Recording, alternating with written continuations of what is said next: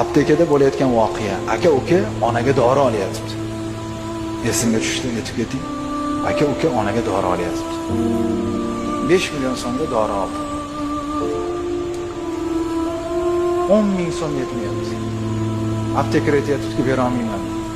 Voy inson, 4 million 990 ming berdim-u, 10 mingga ishonmaysanmi? Va tashlab ketaman, onamga dori olib keting. Sen qarama qarshi ekansan. Uyga qaytsam vaqt o'tadi. Yo'q. Uzr, kamera turibdi, mana kompyuterga tushmasa, biz ishdan oladi. Aka turibdi. Bir tiyin bermagan. Mana hujjatim, mana hujjatim. 10 ming so'm. Uyalib ketyapman deydi hali yigit.